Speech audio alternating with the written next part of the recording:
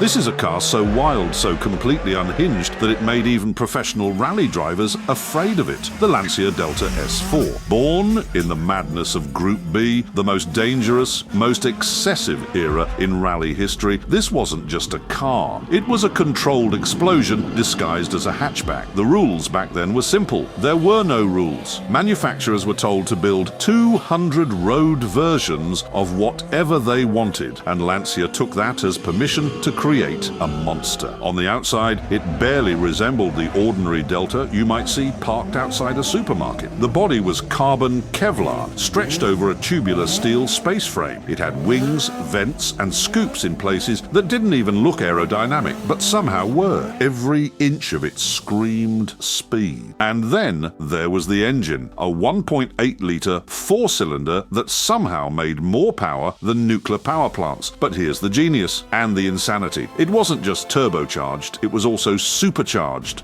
both at once. The supercharger kicked in at low revs, then handed over to the turbo when things got properly serious. The result was no lag, just instant, relentless power. In full rally trim, it made nearly 600 horsepower and weighed less than a ton, on gravel in the 1980s. To drive it was like trying to hold onto a rabid animal with a steering wheel. The throttle was binary, either nothing or everything, and when you hit boost, the world blurred. The car darted, twitched, and slid in ways no human could fully predict. The drivers weren't guiding it, they were merely suggesting a direction and hoping the Delta agreed. But when it worked, it was glorious. The S4 won its very first rally, the 1985 RAC, and instantly became the car to beat. It wasn't just fast, it was terrifyingly fast. Onlookers described it as a blur of sound and dust, a banshee scream followed by a shockwave of stones. It looked less like a car competing in a race and more like a war machine unleashed on nature. Yet its brilliance came at a cost. The S4 was so powerful, so uncontrollable, that when things went wrong, and they did, the results were catastrophic. The tragic crash of Henri Touvenin and Sergio Cresto in 1986 marked the end of Group B, and with it, the end of an era where imagination ran faster than reason. Today, the Lancia Delta S4 stands as both a monument and a warning. The Delta S4 wasn't safe, it wasn't sensible, it was barely sane, but it was pure. The last time motorsport let genius and danger share the same seat. And for a brief, blazing moment, the world witnessed what happens when man truly challenges physics.